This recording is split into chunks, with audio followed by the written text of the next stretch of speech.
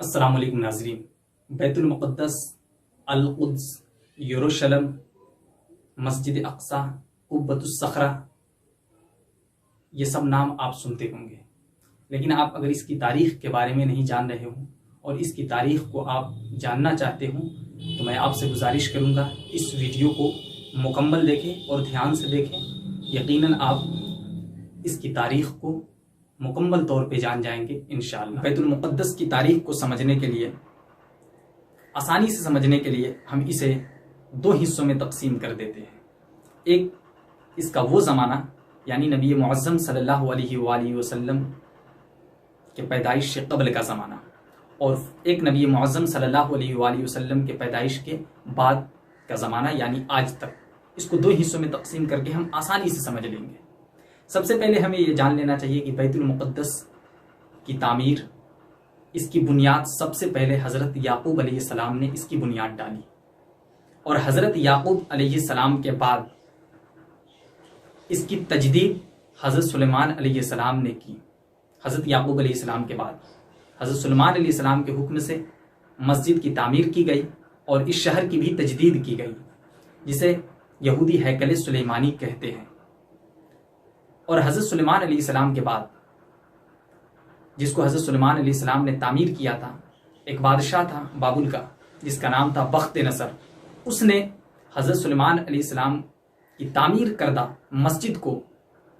اس نے گرا دیا، ہیکل سلیمانی کو منہدم کر دیا، مسمار کر دیا، تباہ و برباد کر دیا، اور 1,00,000 یہودیوں کو اپنے ساتھ اس نے قیدی بنا کر کے عراق لے گیا۔ وہ بابل کا بادشاہ تھا، اس نے اپنے ساتھ یہودیوں کو قیدی بنا کر کے لے گیا۔ اس کے بعد سائرس اعظم نے بابل کو فتح کیا اور اس نے پھر سے یہودیوں کو بیت المقدس میں جا کر کے آباد ہونے کے لیے اجازت دے دی اس نے،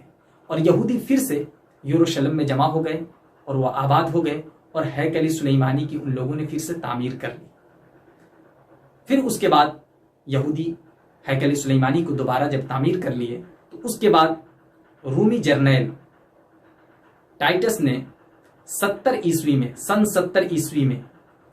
پھر سے ہیکل سلیمانی کو گرا دیا، اور پھر سے یہودیوں کو اس نے کاٹا مارا اور جلا وطن بھی کر دیا۔ یہودیوں کو بیت المقدس سے وہاں سے نکال بھی دیا۔ تو جو یہودی دوبارہ تعمیر کیے تھے بیت المقدس کو، یعنی پہلی مرتبہ یہ یاد رکھنے کی بات ہے کہ حضرت سلیمان علیہ السلام کی جو تعمیر کردہ ہیکل تھی اس کو بخت نصر نے گرا دیا، اور دوبارہ پھر سے جو یہودی تعمیر کیے اسے سن 70 عیسوی میں رومی جرنیل ٹائٹس نے اسے بھی گرا دیا۔ اور اس کے بعد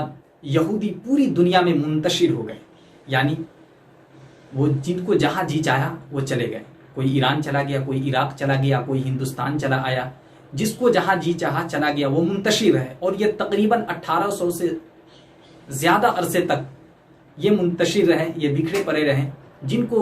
جی چاہا وہاں چلے گئے، جہاں جی چاہا وہاں چلے گئے، وہ یہ منتشر رہے یہ یہودی۔ تو یہ نبی معظم صلی اللہ علیہ وآلہ وسلم کے پیدائش سے قبل کا واقعہ ہے۔ اور جب نبی معظم صلی اللہ علیہ وآلہ وسلم سن 571 عیسوی میں پیدا ہوتے ہیں، اور اس کے بعد واقعہ معراج پیش آتا ہے۔ واقعہ معراج میں نبی معظم صلی اللہ علیہ وآلہ وسلم مسجد حرام سے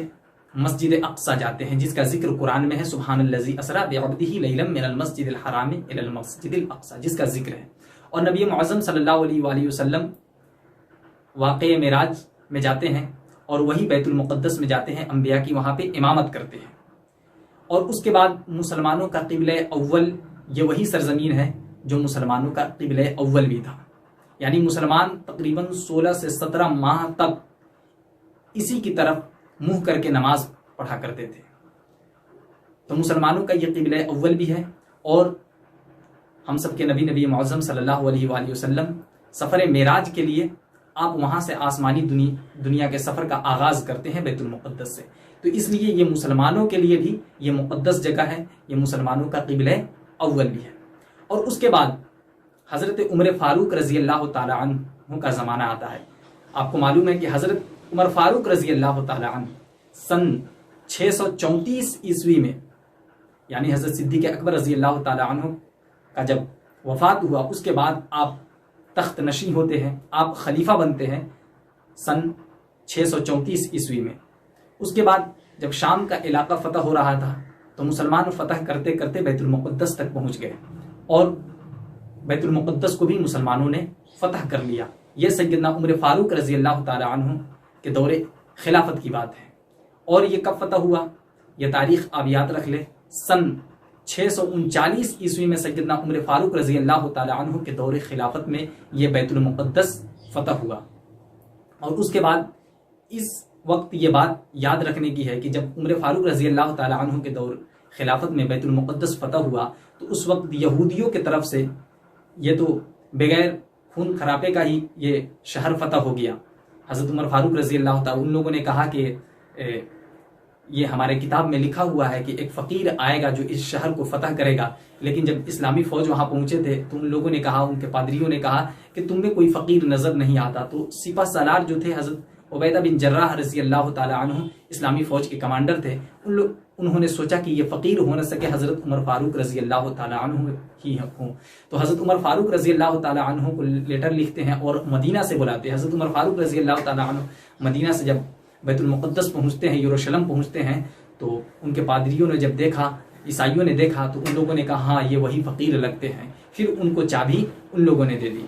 تو حضرت عمر فاروق رضی اللہ تعالی عنہ کے دور خلافت میں جب یہ شہر فتح ہوا تو حضرت عمر فاروق رضی اللہ تعالی عنہ سے ان لوگوں نے یہ شرط منظور کروایا کہ آپ یہ لکھیں اور یہ منظور کرے کہ آپ کو تو ہم یہ شہر حوالے کر رہے ہیں، آپ کے حوالے کر رہے ہیں، لیکن یہودی یہاں نہیں آئیں گے، یہودی یہاں آ کر کے آباد نہیں ہوئیں گے، یہودی اس شہر میں داخل نہیں ہو سکتے ہیں۔ لیکن مسلمانوں نے، حضرت عمر فاروق رضی اللہ تعالی عنہ نے یہ کہا کہ ہاں یہودی آباد یہاں نہیں ہو سکتے، لیکن ان کو آنے کی اجازت ہوگی۔ تو یہ مسلمانوں کا احسان ہے یہودیوں پر کہ مسلمانوں نے ان کو اس شہر میں آنے کی اجازت دی تھی۔ اور حضرت عمر فاروق رضی اللہ تعالی عنہ روانگی کے وقت جب روانہ ہونے لگے تو آپ نے وہاں پہ ایک مسجد بنانے کا حکم دیا کہ یہاں پہ ایک مسجد بنایا جائے، یعنی قبۃ الصخرہ۔ قبۃ الصخرہ یعنی یہ وہاں پہ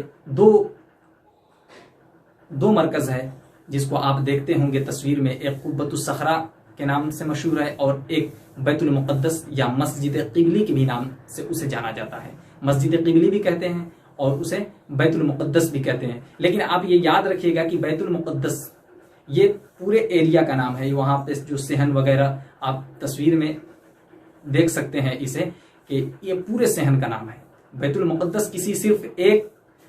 عمارت کا نام نہیں ہے، بلکہ یہ پورے صحن بھی اس میں شامل ہوتا ہے، اور جو کچھ بھی اس کے اگل بغل میں جو صحن ہے وہ سب بیت المقدس ہی کہلاتے ہیں، اور یہ دونوں عمارت اسی بیت المقدس کے اندر ہی آتے ہیں۔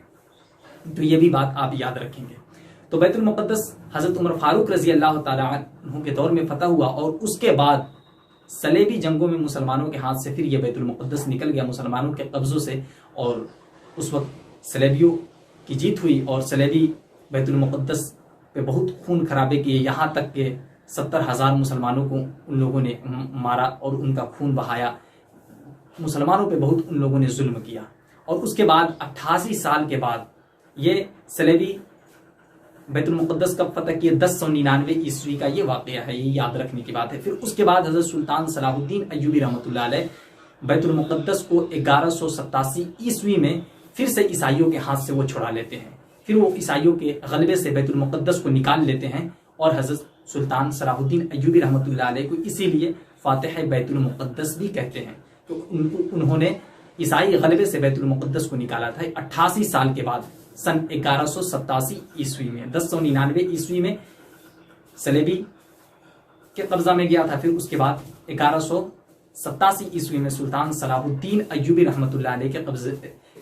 انہوں نے عیسائی غلبے سے اسے نکال لیا۔ تو سلطان صلاح الدین ایوبی رحمۃ اللہ علیہ کے زمانے کے بعد سے لے کر تقریباً سلطنت عثمانیہ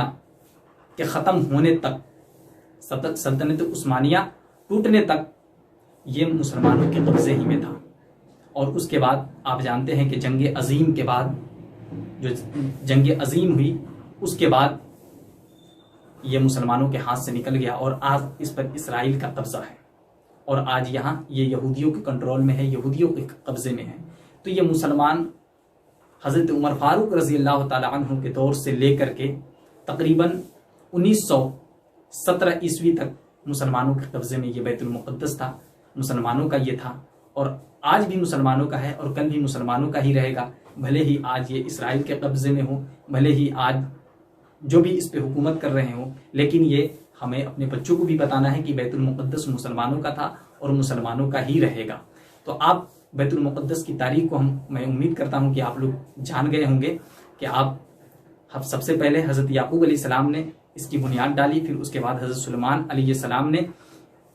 इसकी तजदीद की, फिर हज़रत सुलेमान अलैहिस्सलाम के बाद बख्त नसर ने इसको तबाह बर्बाद किया, फिर बख्त नसर के बाद फिर से यहूदी आकर के यहाँ आबाद हो गए, फिर यहूदी यहाँ से फिर से निकाले गए रूमियों के दौर में और जिलावतन कर दिए गए। उसके बाद पूरी दुनिया में यहूदी मुंतशिर रहे। फिर उसके बाद हज़रत उमर फारूक रज़ी अल्लाह तआला अन्हु के दौर खिलाफत में यह बैतुल मुक़द्दस फतह हुआ। फिर उसके बाद हज़रत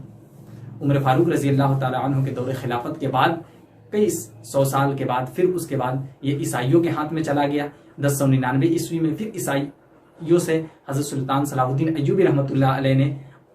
1187 ईस्वी में यानी 88 साल के बाद हज़रत सुल्तान सलाहुद्दीन अय्यूबी ने उनके गलबे से छुड़ा लिया। फिर उसके बाद जंग अजीम के बाद फिर से ये मुसलमानों के हाथों से निकल गया, फिर मुसलमानों के कब्जे से ये बैतुल मुक़द्दस निकल गया और आज भी इसराइल के कब्जे